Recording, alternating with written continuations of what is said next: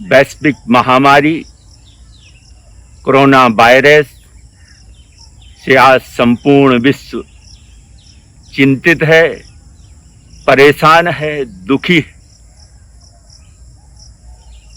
लेकिन यह महामारी अगर किसी की देन है तो वह मनुष्य ने ही इसे उत्पन्न किया है और उसी की विकृत सोच और विकृत मानसिकता के कारण यह वायरस उत्पन्न हुआ या इसे संग्रहित किया गया, पैदा किया गया है।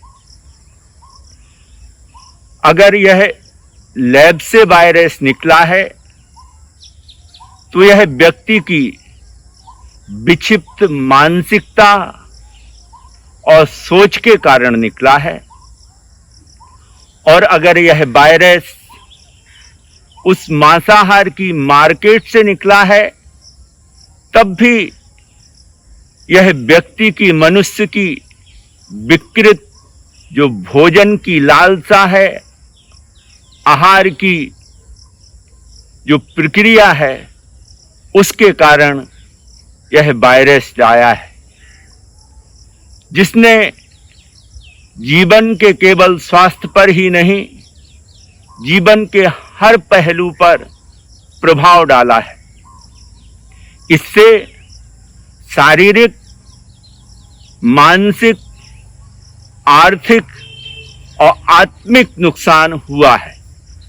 ऐसे में यह बहुत जरूरी है कि हम जीवन को समझें और मनुष्य जीवन की जो संरचना है वह शुद्ध शाकाहारी प्राणी की संरचना है।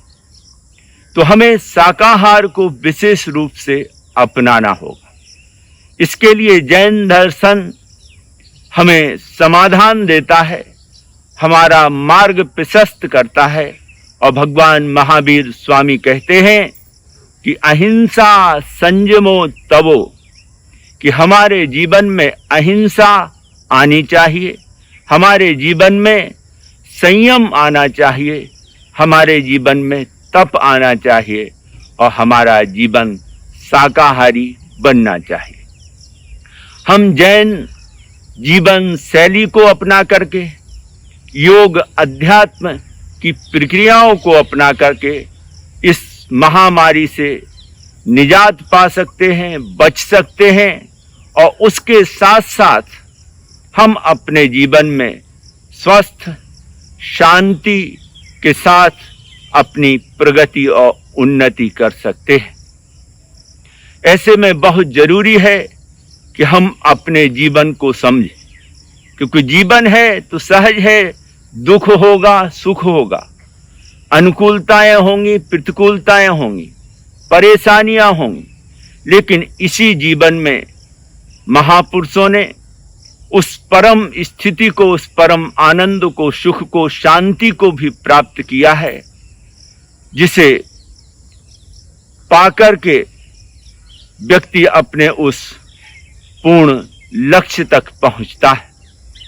इसलिए किसी कवि ने कहा है कि जीवन कष्ट कटंकित है तो मानव क्यों रोया करता है। जीवन कष्ट कटंकित है तो मानव क्यों रोया करता है। नव बसंत का सुमन सुगंधित, नव बसंत का सुमन सुगंधित कांटों में ही खिलता है, कांटों में ही खिलता है। जीवन है तो दुख रूपी, प्रतिकूलता रूपी कांटे भी हैं, और सुख रूपी, शांति रूपी, आनंद रूपी फूल भी इसमें खिलते हैं। अब हम अपने जीवन के फूल को विकसित करें और अपने जीवन में सद्गुणों की सुगंध को पैदा करें, जिससे हमारा स्वयं का जीवन भी महकेगा और उसके साथ साथ जिस परिवार में हम रहते हैं उसमें भी हम महक को बिखेरेंगे। जिस समाज में और राष्ट्र में हम रहते हैं उस राष्ट्र को भी हम सुशोभित और सुगंधित करेंगे, और पूरे विश्व को भी हम सद्गुणों की सुगंध से महका करके जाएंगे, ऐसा हमें अपना जीवन बनाना है। और ये प्रकृति हमें बहुत कुछ सिखा रही है, बहुत कुछ बता रही है, क्योंकि ऐसे संकट में, ऐसी विकट परिस्थिति में जिसे उत्पन्न हम ही लोगों ने किया है, तो हम ही लोग इसको दूर करेंगे और दूर करने का सभी को प्रयास करना चाहिए। ये हमें हमारी गलतियों के कारण ही यह सब कुछ हुआ है, और इसमें सबसे बड़ी जो जिम्मेवारी बनती है वह भी मनुष्य की, हम लोगों की ही बनती है, जिसके कारण प्रकृति ने हमें यह एक सीख दी है, एक थपेड़ा मारा है, एक थप्पड़ लगाया है, जिसके कारण जैसे माँ बच्चों को मारती है, डांटती है, लेकिन किसके लिए? कि जब बच्चे असद मार्ग पर जाते हैं, गलत रास्ते पर जाते हैं, तो उनको सीख देने के लिए कभी कभी डांटना भी पड़ता है।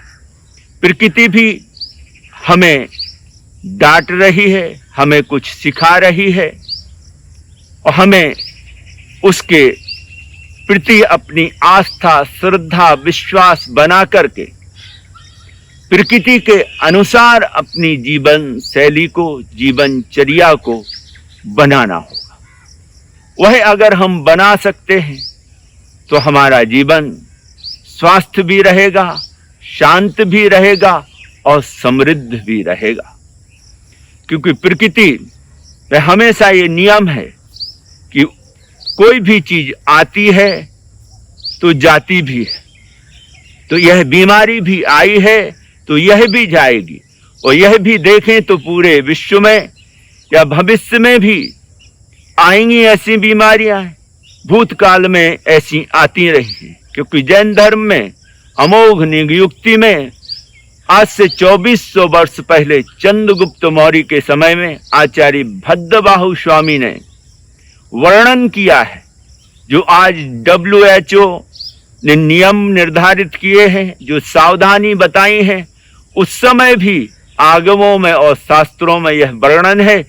वह सावधानियां सभी इसी से WHO के संकेतों से, सुझावों से मिलती जुलती हैं। तो प्रकृति हमें बहुत कुछ सिखा रही है, उसे हम सीखें।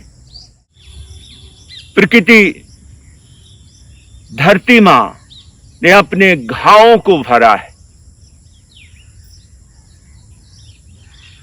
जिस हिसाब से प्रदूषण की समस्या, ग्लोबल वार्मिंग की समस्या, जलवायु परिवर्तन की समस्या पूरी विश्व की समस्या बनी हुई थी, और इसके लिए विश्व के सभी देश, संयुक्त राष्ट्र संघ, यूनेस्को और लाखों NGO संस्थाएं लाखों करोड़ों अरबों डॉलर खर्च करके भी जिस समस्या से छुटकारा नहीं पा रहे थे, निजात नहीं पा रहे थे, उन लोगों को देखें तो इस लॉकडाउन ने और इस महामारी ने उस महान समस्या से हमें छुटकारा दिलाया है। आज एयर का, वायु का प्रदूषण कम हो गया है, और नदियों का पानी, सरोवरों का पानी, सागर का पानी निर्मल और पवित्र शुद्ध हो गया है। ओजोन लेवल का जो छिद्र था वह भर गया है। प्रकृति में देखें, पशु पक्षी चहचहा रहे हैं, उड़ रहे हैं, और एक सुंदर स्वच्छ वातावरण हमें मिला है, जिसको बनाए रखने का कर्तव्य पूरी मानवता का है, हर मनुष्य का है। और प्रकृति ने अपने आप को बहुत कुछ संभाला है। ऐसे में संतों का कर्तव्य क्या है? संत हमेशा प्रेरणा देते हैं, प्रेरित करते हैं, मार्गदर्शन देते हैं, और पूरी मनुष्य जाति के कल्याण के लिए, मंगल के लिए कामना करते हैं, प्रार्थना करते हैं, प्रेरित करते हैं। क्योंकि दवा अपनी जगह काम करती है, जिसमें पूरी medical science, doctor, paramedical staff, nurse सभी लोग दिन रात एक करके सेवा में लगे हुए हैं। संतों की प्रेरणा से बनी हुई संस्थाएं, उनके भक्त लोग भी यथाशक्ति सेवा के कार्य कर रहे हैं। तन से, मन से, धन से आहार का दान, औषधि का दान कर रहे हैं। और संत लोग मार्गदर्शन दे के, उनको प्रेरित करके, आशीर्वाद दे करके उनसे यह सद्कार्य मानवता के कल्याण के लिए, भले के लिए करा रहे हैं। तो यह बहुत बड़ा कार्य, और ऐसे में हमें उस प्रकृति के, उस परमात्मा पर विश्वास करते हुए आगे बढ़ना है। क्योंकि जैसे पतझड़ के बाद में नव वसंत आता है, नए पत्ते आते हैं, रात्रि के बाद में दिन आता है, इसी प्रकार से दुख के बाद में सुख का नया प्रभात होता है। तो यह कुदरत का, प्रकृति का नियम, प्रकृति का एक काल चक्र है। उसे हमें स्वीकार करना होगा, समझना होगा, और उसके अनुसार अपने जीवन को, अपनी जीवन शैली को बनाना होगा, जिससे हमारा, समाज का, राष्ट्र का और विश्व का और पूरी मानवता का कल्याण हो सकता है। कि भगवान महावीर स्वामी ने कहा है, मिट्टी में सब भूयेषु, कि विश्व के सभी प्राणियों से मेरी मैत्री है। और दूसरा सूत्र दिया है, परस्पर उपग्रहो जीवानाम, कि परस्पर हम एक दूसरे प्राणियों के लिए, जीवों के लिए उपकारी बने, सहयोगी बने, उनके विकास में हम सहायक बने, उनका खेम कुशल चाहे। और हम योग की उस विधा को, जो हमारे ऋषि मुनियों ने, योगियों ने दी है, जिसमें हम यम के पालन से, अहिंसा, सत्य, अचौर्य, ब्रह्मचार्य, अपरिग्रह से स्वस्थ समाज का निर्माण होता है। नियम के पालन से व्यक्ति धार्मिक बनता है, और आसनों के अभ्यास से हम शारीरिक रूप से स्वस्थ हो सकते हैं। प्राणायाम का अभ्यास करके हम अपने जीवन में प्राण शक्ति को, जीवन शक्ति को विकसित कर सकते हैं।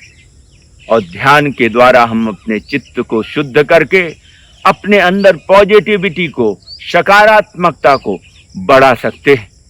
अपने जीवन में शांति को वृद्धि कर सकते हैं, शांति को बढ़ा सकते हैं। और जब हमारा चित्त शुद्ध होता है, तो हमारे अंदर विश्व मंगल की, विश्व मैत्री की, सभी के कल्याण की भावनाएं, विचार विकसित होते हैं। और जब ये आते हैं, तो पूरी मानवता के हित के लिए हम सोचते हैं, उसके भले के लिए सोचते हैं। किसी कवि की पंक्तियां मुझे याद आ रही हैं। वो कहते हैं कि विश्व समन्वय अनेकांत पथ, विश्व समन्वय अनेकांत पथ, सर्वोदय का हो प्रतिपल गान, मैत्री करुणा सब जीवों पर, मैत्री करुणा सब जीवों पर, अहिंसा धर्म जग ज्योति महान, अहिंसा धर्म जग ज्योति महान। विश्व कल्याण की यह भावना, यह भाव हर व्यक्ति के अंदर प्रतिष्ठित हो, यह बहुत ही जरूरी है आज के समय में। क्योंकि हमें प्रकृति, परमात्मा बहुत कुछ देता है, और उस पर हमारा विश्वास होना चाहिए, उस पर हमारी आस्था होनी चाहिए, श्रद्धा होनी चाहिए। और वह अगर होती है, तो सहज ही हमारे जीवन में परेशानियां आएंगी। उसके बावजूद भी हम अपने जीवन में उन परेशानियों से मुक्त हो सकेंगे और अपने जीवन का कल्याण, मंगल कर सकेंगे। इसके लिए मैं सभी से, पूरी मानवता के लिए, हर मनुष्य जाति के लिए यह प्रार्थना करूंगा कि उसे इतनी सामर्थ्य, शक्ति प्रदान करे, जिससे वह अपने उस परम लक्ष्य को भी पा सके और इस विकट संकट से भी उभर सके। दिल मुझे ऐसा मेरे परवरदिगार दे, दिल मुझे ऐसा मेरे परवरदिगार दे, जो गमे हालात को भी हंस के गुजार दे, जो गमे हालात को भी हंस के गुजार दे। ऐसी मंगल भावना मैं प्रकृति और परमपिता परमात्मा से करता हूँ। कि सभी को वह सामर्थ्य, शक्ति और आत्मविश्वास प्रदान करे जिससे वह इस विकट घड़ी से निजात पा सकें, मुक्त हो सकें और पूर्ण, स्वस्थ, समृद्ध, शांतिपूर्ण जीवन जी सके। इन्हीं मंगल भावनाओं के साथ में विश्व मैत्री, विश्व कल्याण की मंगल प्रार्थना।